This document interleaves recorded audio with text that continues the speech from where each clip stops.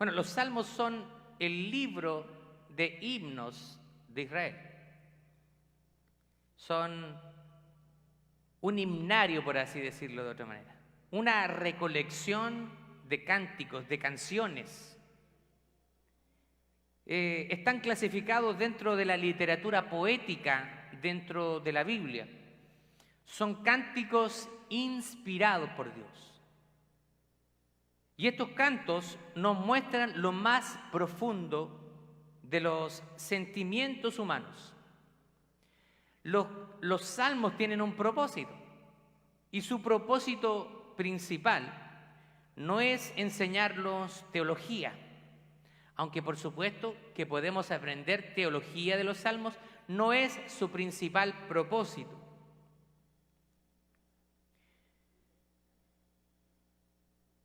Pero nos muestra sentimientos humanos, nos muestra a los autores de los salmos, nos muestra siendo sinceros, siendo honestos, mostrando alegría, mostrando tristeza, mostrando angustia y también rabia.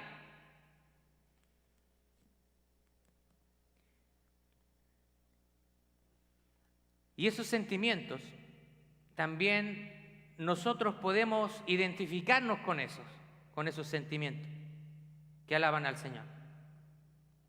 Ahora, hay muchos tipos de salmos. Hay salmos de alabanza, quiere decir que el autor del salmo está alabando, adorando, dando palabras de exaltación al Señor. También hay salmos de agradecimiento o acciones de gracias.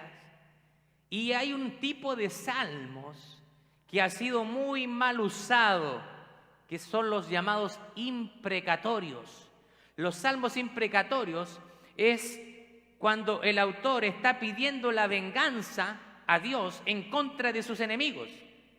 Usted va a ver muchos tipos de salmos que son de este tipo imprecatorio. Entonces algunas personas dicen, ¿viste? Entonces yo puedo orarle al Señor para que destruya a mis enemigos, para que destruya a ese vecino, a esa vecina que me tiene hasta la coronilla. No. Recuerde que los salmos fueron escritos durante el pacto con Israel, el pacto de Dios con Israel. Ahora, en la dispensación nueva, en el pacto nuevo, en el nuevo pacto, cuando Jesús muere por nosotros, nosotros ahora estamos en el nuevo pacto. Es el tiempo de la gracia. Así que hay cosas que fueron diferentes, pero ahora ya aplican diferente para la iglesia. También hay salmos de lamentos. Ahora, el Salmo 1 es el primero de los salmos y constituye un salmo sapiencial. ¿Qué quiere decir un salmo sapiencial? Uno de esos salmos que contienen sabiduría.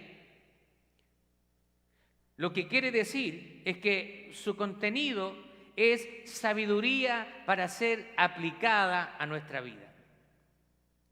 Así que vamos a leer este primer salmo, que es un salmo cortito, tiene solamente 6 versos. Si usted gusta, se pone en pie conmigo. Me gusta salir un poco de nuestra comodidad, aprovecha de hacer stretching también ahí un poquito. Así que póngase de pie para que leamos juntos la palabra del Señor y la vamos a leer en el nombre de nuestro Señor Jesucristo.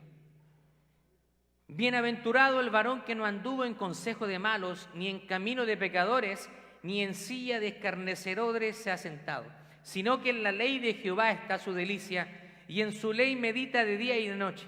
Será como árbol plantado junto a corrientes de agua, que da su fruto en su tiempo, y su hoja no cae, y todo lo que hace prosperará. No así los malos, que son como el tamo que arrebata el viento.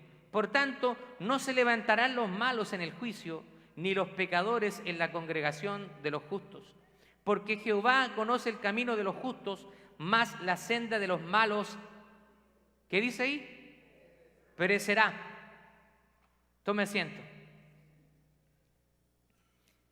Este primer salmo es una introducción muy apropiada al libro de Coros, al libro de los Salmos. Constituye un resumen perfecto de todo el libro de Salmos.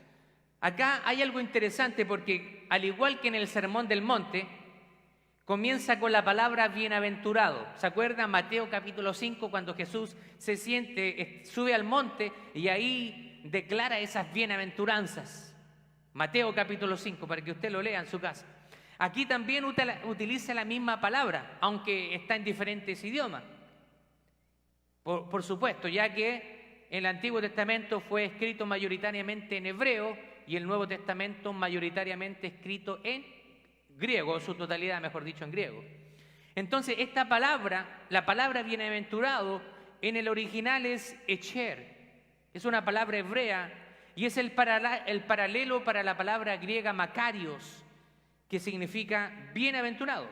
Ambas quieren decir lo mismo: bienaventurado, gozosos, felices, bendecidos. Algunas traducciones también lo han traducido doblemente feliz. Si usted está feliz, multiplíquelo por 2. Eso es ser bienaventurado. Ahora, el hombre de este salmo no solo es bienaventurado, sino es bienaventurado con todas las bendiciones espirituales de parte del Señor. Este hombre dichoso es presentado de una doble manera. Primero, es presentado en un su carácter, pero en negativo. Hay unas ciertas cosas que este hombre no va a hacer. O sea, hay ciertas cosas que un hombre que es bienaventurado no va a hacer. Y no porque se vea coartado, restringido por la ley y por el juicio, sino porque tiene algo mejor de qué gozarse. Y porque en su corazón hay un verdadero aborrecimiento contra los caminos y las cosas que están en enemistad y en contra de la voluntad de Dios. Así que este hombre bienaventurado se va a alejar de las cosas que desagradan a Dios, no porque sean obligados a eso, sino porque su gozo, su satisfacción personal viene de parte de Dios. Una cosa importante es que este hombre no anda en el consejo de malos o inicuos, porque él sabe que el camino de los malos va a perecer y se mantiene fuera de él. ¿Quién va a ir a buscar un consejo frente a alguien que tiene un desastre en su vida, que nunca ha mostrado cordura? ¿Usted iría a buscar un consejo frente a alguien que no tiene nada que entregarle? La palabra del Señor nos dice que el principio de la sabiduría es el temor a Jehová. Proverbios capítulo 1, verso 7 dice: el principio de la sabiduría es el temor a Jehová. Pero también dice que los insensatos, los tontos en otras palabras, desprecian la sabiduría y la enseñanza. Ahora, ese temor que habla la Biblia, ¿qué tipo de temor es? No es un temor de terror. La palabra temor aquí puede traducirse como respeto. Un temor respetuoso.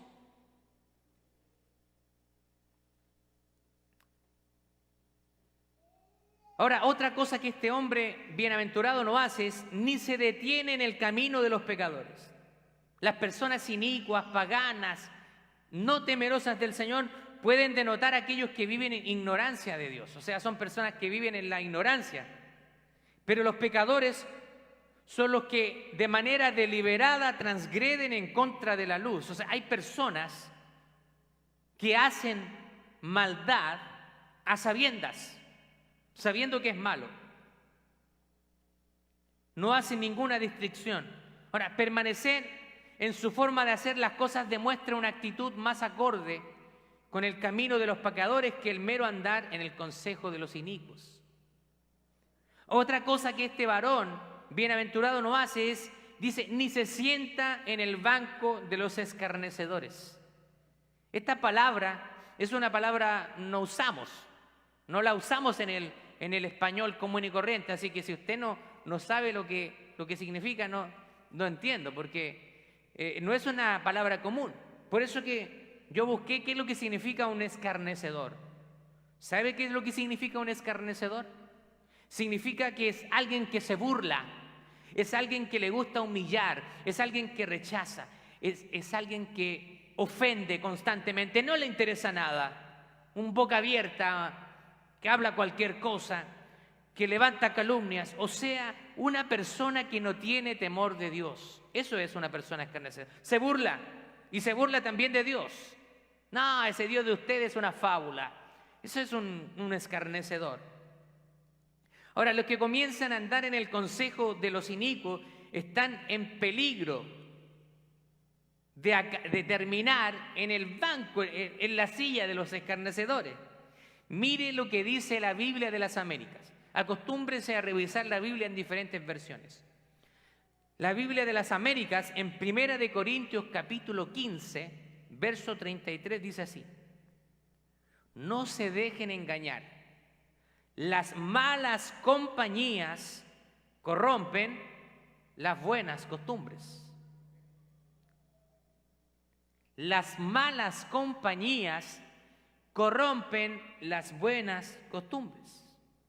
¿Ha escuchado usted un dicho popular que tiene mucha relación con este versículo bíblico?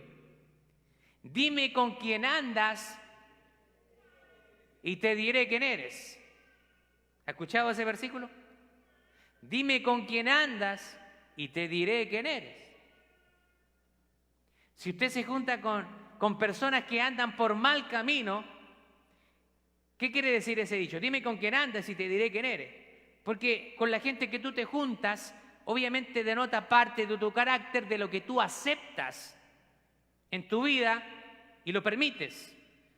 Así que si yo, por ejemplo, frecuento personas, ¿cierto?, que tienen ciertos hábitos que son buenos para andar robando, personas con ciertos hábitos como, de todos los amigos que tengo, muchos, por ejemplo, que estuvieran metidos en la droga, la gente me va a asociar que yo soy parte de ellos, que me comporto de la misma manera. Ahora, bueno, eso tiene mucha relación con este principio.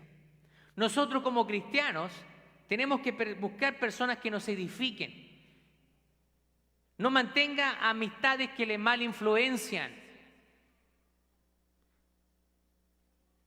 Nosotros, si usted va a entablar una amistad con alguien que no le influencia de manera positiva, es peligroso. Porque es probable que usted termine cediendo o adaptándose a esa persona, que viceversa, que esa persona a usted. Jesús era acusado constantemente que él se juntaba con pecadores. Pero él, la intención no era tener el comportamiento de esas personas, ojo, sino que él hacía estas relaciones con la finalidad de que ellos conocieran a Dios. Yo no le estoy diciendo que usted tenga solo amigos cristianos. Si usted va a tener amigos que no son cristianos, usted debiera estar influyendo sobre la vida de sus amigos y no a la inversa. Porque si ellos no son cristianos, lo más probable es que no tengan el mismo entendimiento acerca de las cosas que usted. Pero hay personas que a veces mantienen una doble vida. Cuando se juntan con amigos que no son cristianos, se amoldan y parece que es ser uno más de ellos y no hay ninguna diferencia. Pero nosotros, como hijos de Dios, tenemos que ser luz en medio de las tinieblas.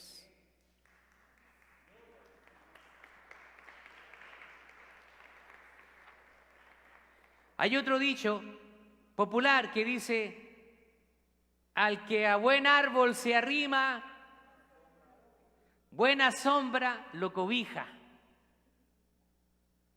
Usted conoce bastante sabiduría popular, ¿eh? Dígame con esos días donde hay mucho calor, ¿cierto? Donde están cayendo los patos asados, como dicen en mi país. Usted se arrima donde hay una sombrita, un arbolito frondoso, usted se gana abajo. ¡Ay, qué rico el vientecito, lo fresco! ¿Qué significa? Al que a buen árbol se arrima, buena sombra lo cobija. ¿Sabe qué significa? Que alléguese a personas que puedan influenciar positivamente su vida y las cuales le animan a crecer en su relación con el Señor. Ahora, aquí habla de sentarse en silla de escarnecedores. En pocas horas, el apóstol Pedro pasó por toda esta experiencia, desde andar en el consejo con los inicuos hasta el banco de los escarnecedores. Se sentó junto al fuego y dice la palabra del Señor que Pedro negó al Señor con juramentos y con maldiciones. Pero cuando él fue convertido, confirmó a sus hermanos. Los que se escarnecen las cosas de Dios y de Cristo caminan conforme a sus concupiscencias.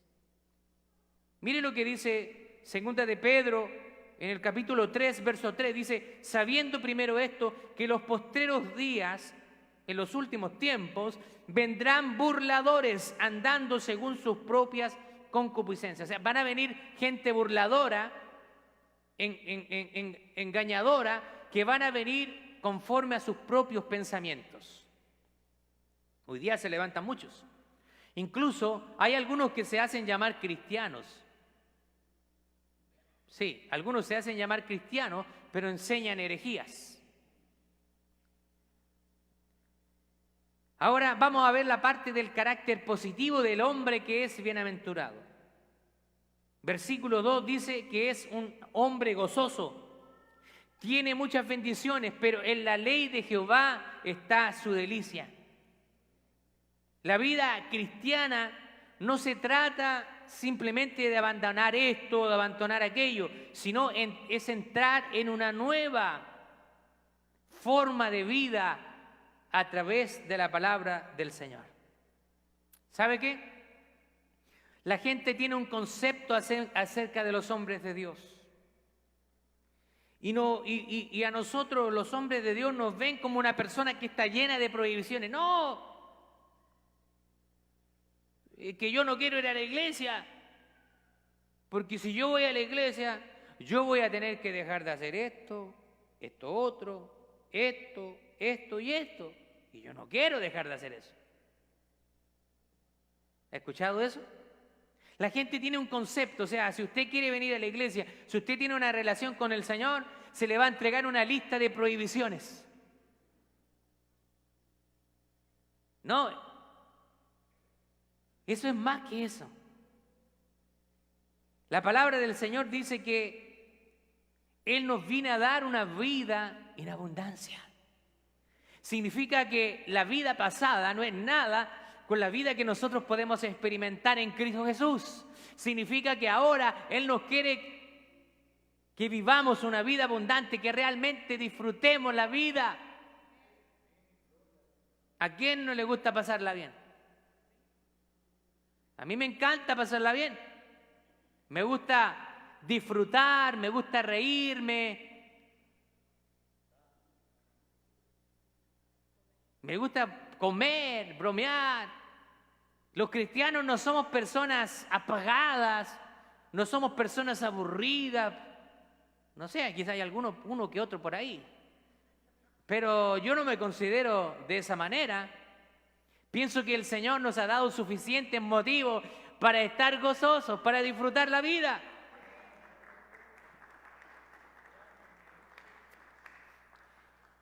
La palabra del Señor en el libro de Juan, capítulo 10, verso 10, dice, el ladrón no viene sino para hurtar, para matar y destruir.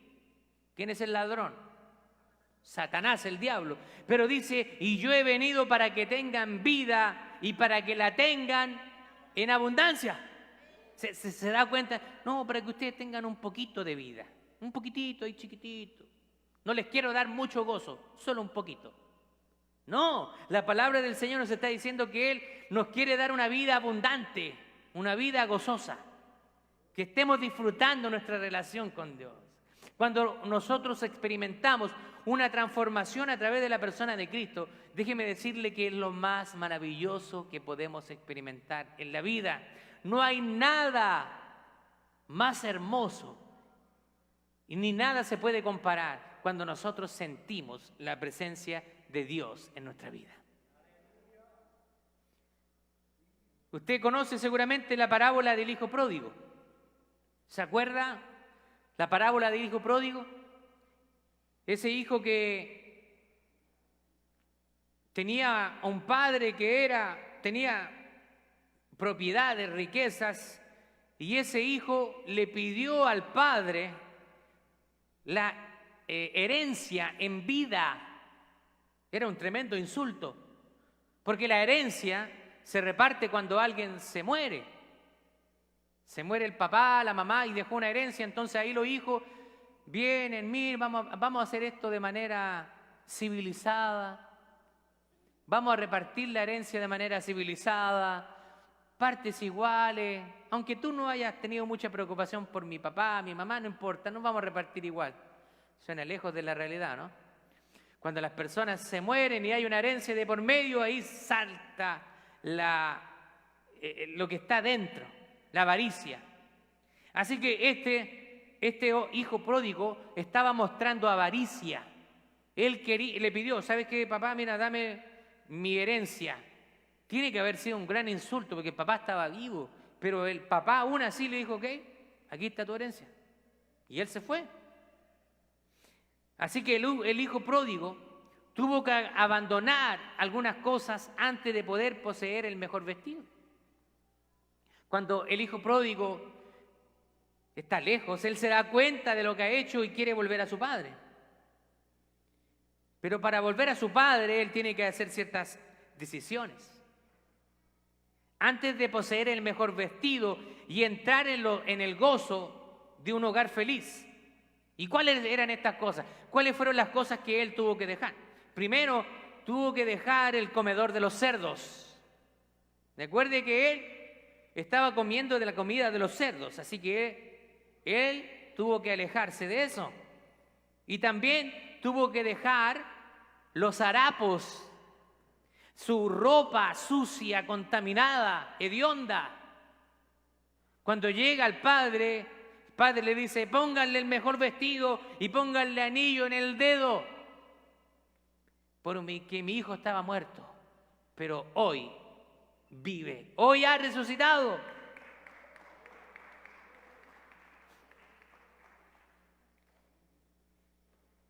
La palabra de Dios es una fuente que mana leche y miel.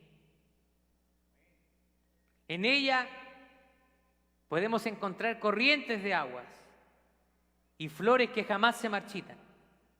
Es una tierra, es un lugar de deleite. Y todos los que amen al Señor encontrarán su deleite en su palabra. Ahora también el hombre bienaventurado es un hombre reflexivo. Dice la palabra de Dios que en su ley medita de día y de noche. Y en el día de la prosperidad y en el día de la adversidad, él hace de la palabra de Dios su consejo. ¿En qué está meditando usted? ¿En qué anda pensando usted? ¿En qué piensa? ¿Está pensando en el partido de su equipo de fútbol? ¿En cómo puede ganar más dinero? ¿Cuáles son sus preocupaciones? ¿En qué usted anda meditando? Yo no digo que no piense en estas cosas, pero si pusiéramos sus pensamientos, sus meditaciones, las pusiéramos en una balanza, ¿en qué piensa más usted? ¿Piensa más en las cosas de este mundo o está pensando en las cosas del reino, en la palabra de Dios? Se lo dejo ahí, tarea para la casa, homework. Ahora, el Señor espera que nosotros pensemos profundamente en estas cosas, que Él ha hecho que sean escritas para nuestra enseñanza. La palabra de Dios no está ahí para adornar un escritorio, una biblioteca, o no está simplemente para ocupar un espacio en su tableta o en su smartphone, ya que estamos utilizando las versiones digitales. No está ahí para ocupar espacio. Está ahí para que usted se introduzca en ella, medite en ella, escarbe en ella. No hay ningún libro en todo el mundo que dé una cosecha de bendición más abundante que la Biblia. Hay muchos libros que nos enseñan muchas cosas, sí, y es bueno, a mí me encantan los libros, me encanta leer buenos autores, aprendo mucho. Pero no hay nada que se compare a la sabiduría que hay en la palabra de Dios. Muchas personas no han entendido qué significa realmente la vida cristiana o cuáles son las prioridades en la vida cristiana.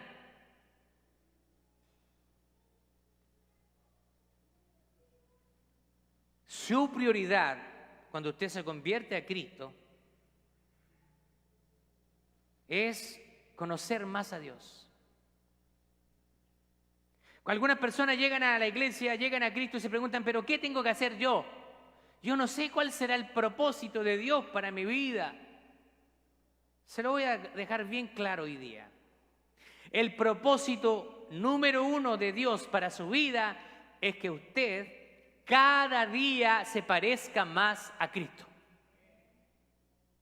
Que usted vaya formándose a la estatura del varón perfecto que es Cristo Jesús. Ese es el propósito. Así que si usted ve algo en su vida contrario a la palabra de Dios o algo que Jesús no haría, sáquelo, reconózcalo, órele a Dios. Señor, mira, estoy fallándote en esto. Esto no es bueno, Señor. Esto no refleja tu gloria. Esto, Señor, me hace ver como un cristiano carnal, si es que lo es. Nosotros tenemos que ser esos cristianos espirituales. El hombre bienaventurado también es una persona esperanzada. No vive según las circunstancias presentes, sino su esperanza no está en la situación de hoy, sino su esperanza está en Cristo Jesús y en lo que viene para él en la eternidad. Dice el versículo 3 que será como un árbol plantado junto a corrientes de agua. Significa que está lleno de expectativa, porque, como le dije, las circunstancias presentes, sean buenas o malas, el hombre bienaventurado aprende a descansar en el Señor. ¿Sabe qué? Si hay algo que me ha enseñado los años, es a tener paciencia, a saber esperar en Dios, y cuando hay un problema, no me desespero, porque sé que desesperarme no me va a ayudar absolutamente en nada, por el contrario. Siempre cuando tengo un problema,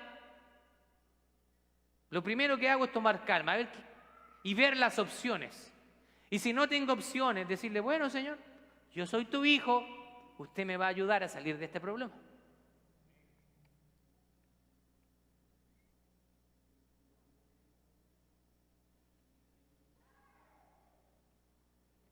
También un hombre bienaventurado es un hombre fructífero, que lleva y que da fruto. El fruto es algo que es conforme al carácter del árbol y siempre en sazón, siempre con sabor. La palabra de Dios dice que no se recogen uvas de los espinos.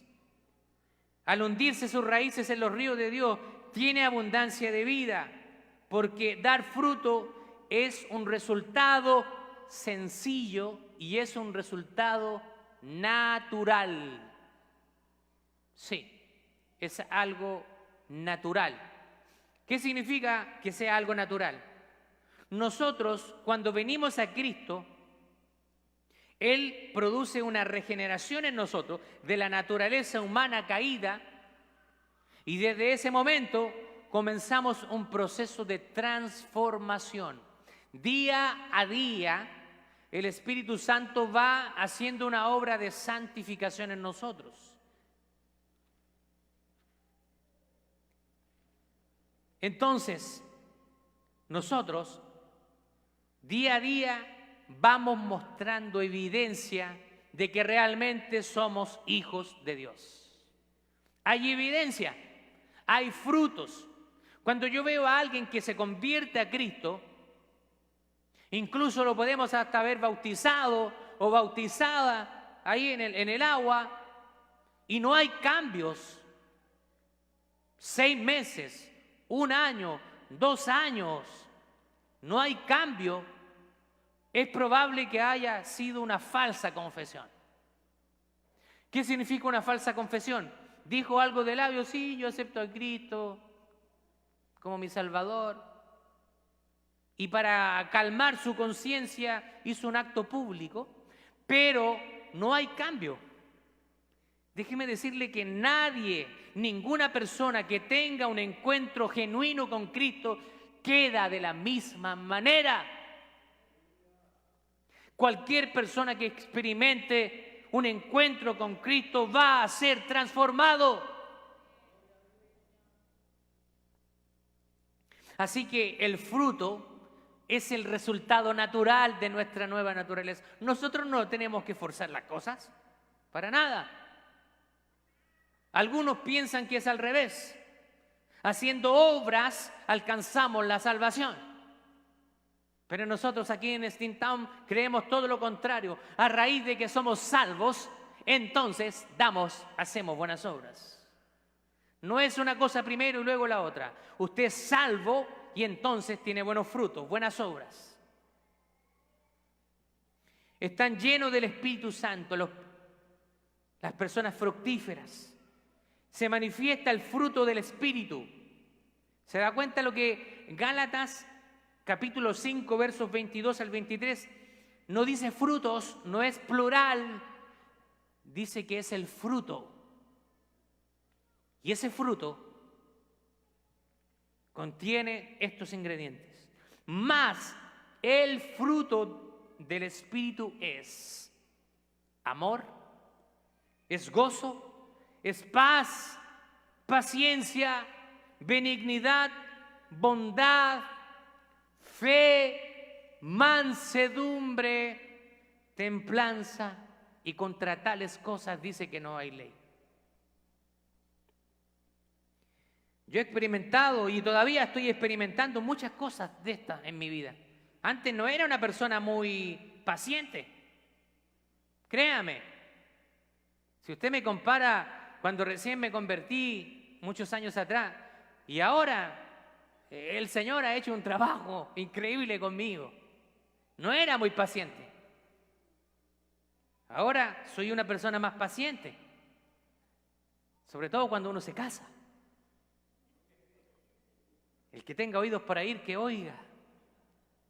Cuando uno se casa, hay que tener paciencia, mucha paciencia con la esposa.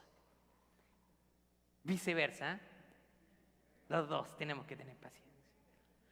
Las personas que muestran el fruto son personas llenas de amor. Son personas que muestran el gozo, que muestran paz. Usted las ve y usted dice, pues, oye, pero si te está cayendo todo. Y la persona, no, yo estoy tranquilo. Oh, ¿qué pasó? Personas benignas que buscan la bondad, buscan ser buenas, no tienen malas intenciones. Y esta palabrita me gusta mucho. Mansedumbre, ¿usted sabe lo que es eso? ¿Sabe que esa palabra del original, del idioma original, se usaba cuando se domesticaban los animales, los caballos generalmente? Cuando se domesticaban, llegaban a ser mansos, porque usted sabe que los caballos silvestres, cuando no han tenido contacto con el ser humano, vaya usted a subirse a un caballo de eso. Empiezan a patearlo, no lo va a dejar. Entonces esos caballos tienen que ser domesticados. Esa palabra que se usa aquí para mansedumbre es esa palabra que se usa para domesticar animales en el griego. Muchas veces Dios tiene que también de alguna manera cambiar nuestra templanza, nuestro carácter. Usted ha escuchado personas decir, bueno, yo soy así y al que le gusta bien y que le gusta también bien. Yo soy así y así me quedo. Yo tengo mi carácter. Yo no le doy cuenta a nadie. ¿Ha escuchado gente así o no? No le doy cuenta a nadie. Yo le doy cuenta a Dios nomás. Así que Romanos capítulo 13 se lo pasan, no sé por dónde, pero no respetan de que toda autoridad ha sido puesta de parte de Dios. Una persona mansa es una persona que también entiende autoridad. Aunque no estemos de acuerdo, nosotros tenemos que respetar a nuestras autoridades, tanto civiles como religiosas. Tenemos que respetar a la policía. No porque hayan policías que hayan tenido un mal comportamiento, vamos a decir que todos son iguales. Usted debe respetar a la policía, debe respetar a los gobernadores, debemos respetar al presidente Donald Trump, es el presidente de esta nación, merece honra, merece que oremos por él, aunque no nos gusten ciertas cosas de él, su carácter, su personalidad, pero debemos respetar. Son autoridades puestas de parte de Dios. El hombre que está dispuesto a dar testimonio de Cristo, quien también se presenta la oportunidad de dar fruto en su sazón, está lleno del río de vida y será llenado con los frutos de la justicia. Una persona que está cercana a Cristo es una persona fructífera. Vamos a empezar a notar cambios en su vida. Yo me gozo cuando veo personas llegar a Cristo y cuando comienzo a ver los cambios, yo me gozo. Puedo ver cómo Dios está haciendo una obra de transformación. Déjeme contarle una ilustración. ¿Usted conoce el Amazonas? El Amazonas está situado en el área de Brasil y hay otros países que comparten selva amazónica como Ecuador. El Amazonas es considerado el pulmón del mundo. Obviamente porque tiene una extensa vegetación. ¿Por qué el pulmón del mundo? Usted sabe que cuando nosotros respiramos oxígeno, pero exhalamos dióxido de carbono. Entonces lo que hacen los árboles, toman ese dióxido de carbono y lo convierten una vez más en oxígeno. Así que la vegetación es muy importante para el ecosistema, para la vida.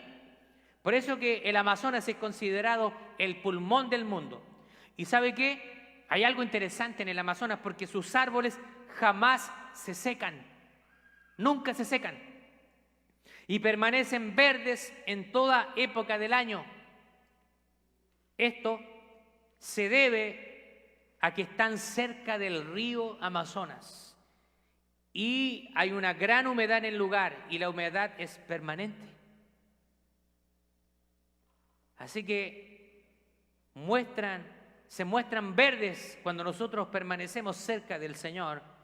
Espiritualmente vamos a ser fructíferos.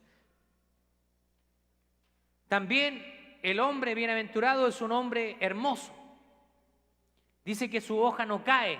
Hay una relación vital entre la raíz y la hoja. Cuando hay un árbol que tiene las raíces secas, comienza a secar todo el árbol y se refleja en las hojas.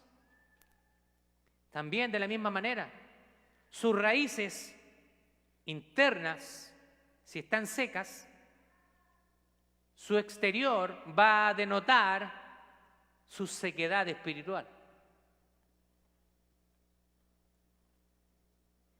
También la palabra del Señor aquí dice que el hombre bienaventurado es triunfante. Dice que todo lo que hace prosperará. Todo lo que hace prosperará. Me vienen a la mente esas palabras del apóstol Juan en el Nuevo Testamento. Dice, hermanos, yo quiero que ustedes sean prosperados en todas las cosas. Pero cuando nosotros pensamos en prosperidad, ¿qué se nos viene a la mente? Dinero, ¿cierto? Oh, mira, ese hombre es próspero. Lo asociamos solamente con el dinero, pero la prosperidad es mucho más que solo el dinero, porque hay personas que quizás no tienen mucho dinero, pero son personas prósperas. Prosperidad espiritual, prosperidad familiar, prosperidad profesional, que experimente un desarrollo en lo que hace, que disfrute. Todo lo que nosotros hagamos va a prosperar. El Señor es un Dios que le gusta que prospere. Cuando Él creó el mundo, dice, y fructifíquense, multiplíquense, prosperen, habiten la tierra. Él quiere que nosotros seamos prosperados en todas las cosas. Él quiere que nos vaya bien en las finanzas, por supuesto también. Eso es parte de la prosperidad. Pero la prosperidad, ¿cierto? Muchas veces nosotros lo medimos con cuánto tenemos o cuánto no. Y no es eso. Podemos ser prósperos teniendo lo suficiente. Ahora veamos el contraste. Dice el versículo 4 del Salmo: no así los malos, no bien lejos están. Dice que los malos no tienen raíz ni vida en sí mismos. Hay un contraste. Los inicuos dice que son como el tamo, son arrastrados por todo viento de doctrina. Hoy día están, hoy mañana no. Ellos se suman a la opinión popular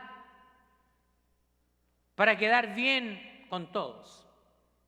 Había un grupo chileno que tenía una canción que decía: nunca quedas mal con nadie. Una canción rock. Nunca quedas mal con nadie. Significa que son personas que son como el camaleón, que cambian de color según la ocasión. Están con ciertas personas, se comportan de una manera, y cuando están con otras personas se comportan de otra manera. Son hipócritas. Se arrastran por vientos de doctrina. No son capaces de ser firmes en su manera de pensar, porque saben que su manera de pensar puede ser controversial. Nosotros como cristianos, nuestra manera de pensar, basado en principios bíblicos, va a ser controversial para las corrientes de este mundo. Va a ser controversial. Pero hay personas que prefieren mantenerse en la popularidad. Hay un famoso predicador que tiene una mega iglesia en el área de Houston, Texas. Cuando lo invitaron a un programa de televisión aquí en los Estados Unidos, en vez de haber predicado, haber citado la palabra de Dios, se fue por las ramas para quedar bien frente a la audiencia y frente a todos los televidentes. Nosotros no tenemos que buscar en quedar bien con los hombres. Nosotros tenemos que buscar el agradar a Dios. Dice: toda planta que no ha plantado mi Padre Celestial será desarraigada. Lo dice la palabra del Señor, Mateo capítulo 15, verso 13. El camino de los inicuos tiene que perecer, porque es el camino de soberbia, del placer y de la incredulidad y del rechazo de Cristo. Juan capítulo 3, verso 36, dice así: el que rehúsa creer en el Hijo no verá la vida, sino que la ira de Dios permanece sobre él. Dios es amor, sí. Pero recordemos que también Dios es santo y Dios no tolera el pecado. Así que la santidad de Dios le obliga a castigar el pecado. Si una persona no ha entregado su vida a Cristo, está bajo la ira de Dios. Pero si aún tiene vida, todavía tiene tiempo para rendir su vida al Salvador del mundo. Muchas personas a veces no conocen el camino que puede llevar una u otra persona para convertirse al Señor. Usted me ve ahora quizás como un pastor, una persona que ha dedicado muchos años al estudio de la palabra, pero no siempre fue así. Yo también estuve sentado en silla de escarnecedores. También era un hombre que, aunque quizás no me burlaba de las cosas de Dios, pero simplemente las desechaba. Quizás muchos de ustedes no saben acerca de mi testimonio personal, pero yo pasé por dos corrientes filosóficas de pensamiento durante mi época universitaria en Chile. Fui agnóstico primero y también fui ateo. Así que yo también estuve en el camino de los inicuos. Me consideré ateo, me consideré agnóstico, pero internamente, déjeme decirle que había algo en mí que me hacía pensar mucho. Era algo absurdo supuestamente yo siendo ateo, pero más bien había algo en mi interior que me decía que sí había un Dios, pero yo me negaba a creerlo. Incluso a veces en mi ateísmo, parece absurdo, ridículo, pero yo hablaba con Dios. Yo le hablaba a Dios. Y entendí que el ateísmo realmente no es negar la existencia de Dios, sino más bien es rechazarlo y odiar a Dios por el poco entendimiento de muchas cosas. Así que yo estuve en ese lado, pero Dios salió a mi encuentro un día y Él cambió mi vida. Estuve sentado en la silla de los escarnecedores, tuve amigos que supuestamente eran mis amigos, pero más bien eran amigos para pasar la fiesta, para el jangueo. Pero cuando yo pasé por situaciones difíciles, ellos no estaban ahí.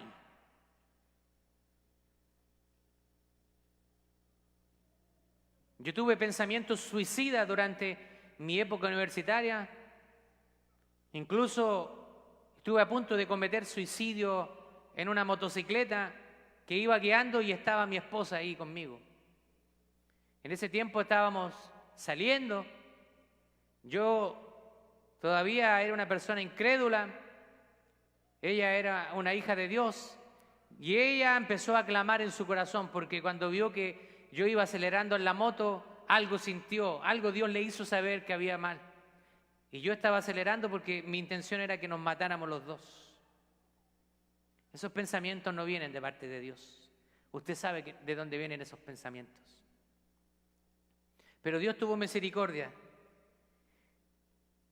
Y ahora me puedo sentir, así como usted también debe sentirse, un hombre bienaventurado.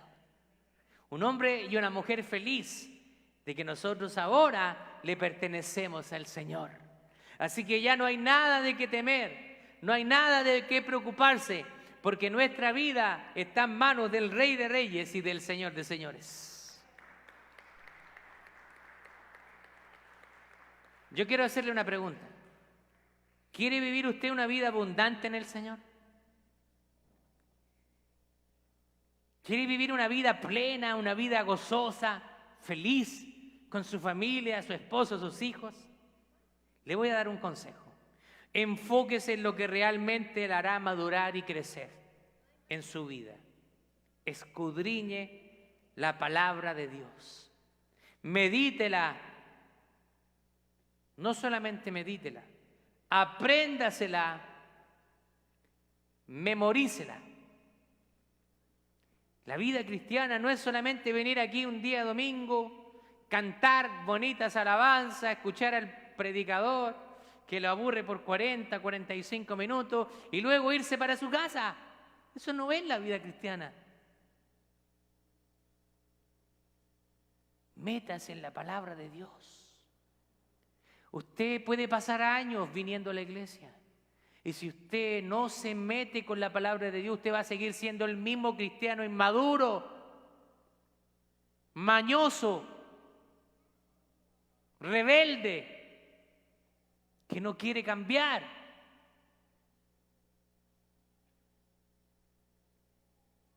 La palabra de Dios es lo único que transforma nuestra vida. Cuando usted pase tiempo con ella, usted va a comenzar a enamorarse de la palabra de Dios. Va a comenzar a ver cómo va haciendo efecto en su vida. Porque la palabra de Dios, dice ella misma, que es como una espada de dos filos, que penetra hasta lo más profundo, hasta partir los tuétanos de los huesos. O sea, cuando usted lee la palabra, hay algo sobrenatural produciéndose en el ambiente, porque es la presencia de Dios. Es el autor mismo del libro que está ahí para darle entendimiento y transformar su vida. Bien se ha dicho que la Biblia es el único libro cuando usted está leyéndolo, su autor está presente. Cuando usted está leyendo la Biblia, el Espíritu de Dios está ahí, porque es palabra inspirada. Déjeme decirle que quiero animarle, y a veces quizás me emociono y doy un énfasis en esto, pero he visto tanto durante mis años ministeriales, personas que vienen a la iglesia por años y se enfocan en servir, y eso está bien que sirvamos. Está bien que cantemos, que toquemos, que veamos ahí nuestro hermano que está en las letras, el hermano que está en el sonido, nuestra hermana ahí que está poniendo los versículos. Eso es excelente servir. Pero se nos ha enseñado a hacer. Si usted hace cosas, usted está bien con Dios. Y no es así. Usted no puede hacer antes que ser. El ser es primero, porque cuando usted es transformado, entonces usted va a hacer las cosas y agradar a Dios. ¿Qué sacaría yo con estar predicando aquí si tuviera un desastre en mi vida? Si tuviera pésimo testimonio aquí en la ciudad. Podría estar haciendo muchas cosas, hasta barrer la iglesia, aspirar, predicar, cantar, hacer muchas cosas. Pero si mi vida no está siendo transformada, eso no me sirve de nada. Pero si yo entiendo que el ser es primero que el hacer, entonces, cuando yo haga, va a venir la bendición del Señor sobre nuestras vidas. Así que enfóquese en la palabra del Señor, medítela, apréndesela y memorícela. Somos capaces de aprender canciones, pero no somos capaces de aprender la palabra de Dios. Usted, es cosa de que estoy seguro, algunos hoy día están tristes. Veo a algunos niños tan tristes, porque hoy día es un día terrible para ellos. Supuestamente hoy día se elimina TikTok. Oh. ¿Qué es lo que es eso? Muchos jóvenes se aprenden las canciones, se aprenden los bailes que salen en TikTok. Y pregúntele si se saben algún versículo bíblico. ¿No? Pero para aprenderse las canciones son, pero, buenísimos. Usted le empieza a cantar despacito, les dice despacito y se la repiten completita. Pero dígale que le repita un versículo completito, ¿no? Padres, enfoquen, inviertan en sus hijos. Tenemos que estorbarles. ¿Qué significa estorbarles? Nuestros hijos no van a querer. Así que usted tiene que estorbarles, tiene que empujarlos. Pero algún día ellos se lo van a agradecer. Algún día se lo van a agradecer. Mis hijos lo tienen claro. Mis hijos saben que mientras vivan en mi techo, en mi casa, aquí aplican las reglas del papá. Aquí no hay reglas de Joel, reglas de Aarón, reglas de Naomi. Aquí son mis reglas. Si el papá dice que se apaga la televisión a tal hora, aunque el niñito le dé berrinche, llore, patalee, se apaga a esa hora.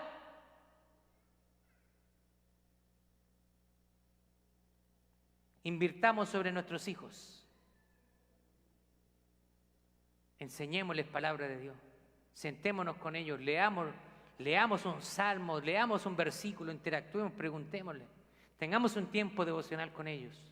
¿Sabe qué? Eso finalmente, lo que a ellos les va a hacer fuerte afuera. Una de las cosas que a mí no me preocupa, algunas personas tienen una manera diferente de pensar. Lo respeto, pero yo tengo mi manera de pensar. Usted sabe que existen colegios cristianos, donde supuestamente familias cristianas mandan a sus hijos. Aunque es un buen lugar, porque obviamente que dan clases bíblicas, pero en lo personal no creo que sea imprescindible hacer eso. Pienso que la educación de nuestros hijos no depende de lo que le den en la escuela, sino lo que le den en su hogar. Porque mis hijos van a escuelas públicas, así que se encuentran de todo. Y yo creo que es bueno para que ellos puedan también saber la realidad. He tenido conversaciones con mi hijo, Y él tiene confianza conmigo, me ha contado lo que en la escuela hay programas que tienen, pero él tiene claro sus cosas. ¿Por qué? Porque yo no dejo que en la escuela le enseñen. Los valores vienen de la casa. ¿Sabe lo que se enseña en la escuela? Se enseña conocimiento. Un conocimiento en ciencias, en matemáticas, historia. Pero los valores, yo no se los dejo a la escuela. Los valores se imparten en el hogar. Póngase de pie, vamos a orar al Señor.